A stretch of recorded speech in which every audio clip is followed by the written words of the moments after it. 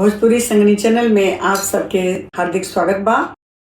भला कैला ए सुंदर बबुआ, भला कैला ए सुंदर बबुआ, भला कैला ए सुंदर बबुआ, ए सुंदर बबुआ हो, ए सुंदर बबुआ, ए सुंदर बबुआ हो, ए सुंदर बबुआ, भला कैला ए सुंदर बबुआ, भला कैला ए सुंदर बबुआ।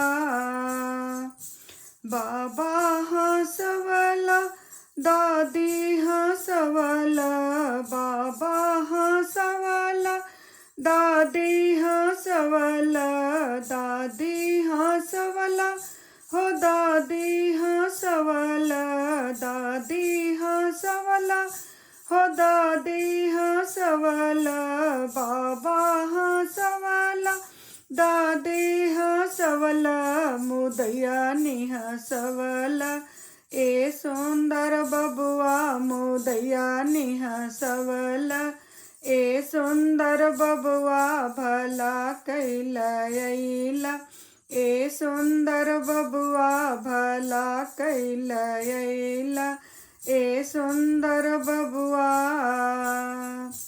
पापा हंसवला, अम्मा हंसवला, पापा हंसवला, अम्मा हंसवला, अम्मा हंसवला हो, पापा हंसवला, अम्मा हंसवला हो, पापा हंसवला, पापा हंसवला, अम्मा हंसवला, मुदैया हंसवला ए सुंदर बबुआ, मुदैया हंसवला ए सुंदर बबुआ।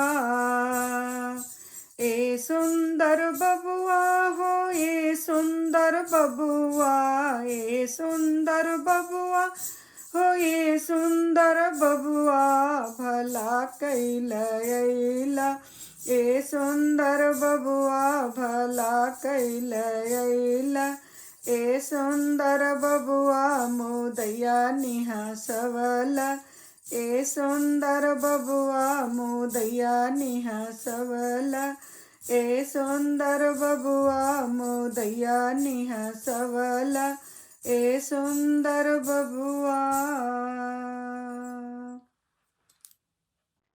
आप सबके ई जच्चा बच्चा गीत कैसा लगल? अगर निक लगल तो आप लोग सब्सक्राइब और शेयर जरूर करी। धन्यवाद।